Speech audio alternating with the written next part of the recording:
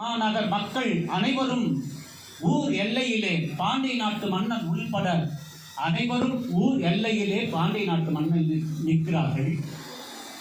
குதிரையிலே சிவபெருமான் வருகிறார். குதிரை படை பின்னாடி வந்து கொண்டிருக்கிறது. அந்த முதல் குதிரையிலே சிவபெருமான் அவருக்கான அந்த ராஜ கம்பீரத்தோடு அந்த குதிரை சேவனாக குதிரையிலே ஏறி அமர்கின்றான்.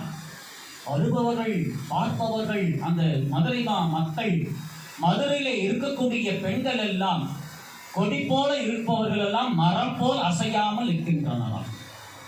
அவர்கள் எல்லாரும் சிவபெருமானுடைய மேனியை பார்த்து தன்னை மெய்மறந்த நிலையில் அனைவரும் இருக்கின்றார். ஊர் மக்கள் மற்றும் எல்லோருமே அந்த ஊர் எல்லையிலே சிவபெருமானுடைய பேர் அழகையும் பேர் ஆற்றலையும் அந்த பேர் அழகு படைத்த குதிரைகளை எல்லாம் பார்த்து மெய் மறந்து நிற்கிறார்களாம். பாண்டி நாட்டு மன்னன் உள்பட வந்திருப்பது யார் என்று உணராமல் மரம் போல் நிற்கக்கூடிய சூழல் அங்கே உருவாக்கப்படுகிறது.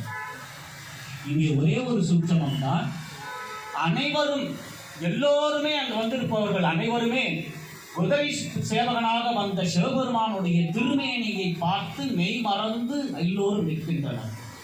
ஒரு பக்கத்தில் மட்டும் மாணிக்க வாசகரை தனியாக நிறுத்துகிறார். குற்றம் செய்து விட்டார், குதிரை வாங்குவதாக செய்து ஏமாற்றி விட்டார் என்ற நிலையில அவரை கைது செய்து ஒரு புறம் மாணிக்க வாசகரை மட்டும் தனிமைப்படுத்தி நிறுத்திவிட்டு மறுபுறம் பாண்டி நாட்டு மன்னன் உள்பட மக்கள் எல்லாம் சாரசாரையாக நிற்கின்றார்கள்.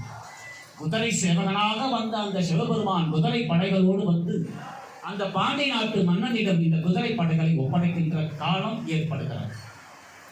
இவர்கள் எல்லாம் மெய்மறந்த நிலையில் இருக்கின்றார்கள். மணிவாசகர் மட்டும் இவர்கள் எல்லாம் அவருடைய மேனியையும் குதிரையினுடைய அழகையும் பார்த்து மெய்மறந்திருக்கக்கூடிய மக்கள் மத்தியில மணிவாசக பெருந்தகை மட்டும் சிவபெருமானுடைய திருவடியை மட்டும் பார்த்து கொண்டிருக்கிறார். வந்திருப்பது யார் என்பதை உணரத்தக்க வண்ணம் சிவபெருமானுடைய திருவடியை மட்டும் பார்க்கின்ற உணர்வு மணிவாசகருக்கு மட்டும்தான் கிடைத்தது. மீதி பேருக்கெல்லாம் கிடைக்கல, அந்த உணர்வு கிடைக்கல. வந்திருப்பது யார் என்று நம்ம கூட பல ஆலயங்களுக்கு போகும்போது அந்த அலங்காரம் செய்கின்ற மெய் அழகைத்தான் நம்ம பார்க்கின்ற தன்மை தான் நம்ம பெற்றிருக்கிறோமே தவிர அந்த திருவடியை பார்க்க வேண்டும் என்ற எண்ணம் நமக்கு தோன்றுவதில்லை. ஏன்னா அந்த பிறப்பு நம்ம கிட்ட இல்லை. திருவடியை பார்க்கின்ற பிறப்பு நமக்கு கிடைக்க பெற்றால்தான் அந்த திருவடியை பார்க்கின்ற வாய்ப்பு நமக்கு கிடைக்கும்.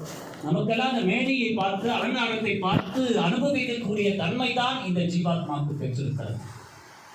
அப்படி எல்லாம் மெய் மறந்து நிற்க மணிவாசகர் மட்டும் சிவபெருமானுடைய திருவடியை கண்டு வந்திருப்பது சிவபெருமான் தான் என்பதை உணர்ந்து கொண்டக்கூடியது அற்புத நிகழ்ச்சி. கண்ணா கடல் காட்டி நாயே நெய்யா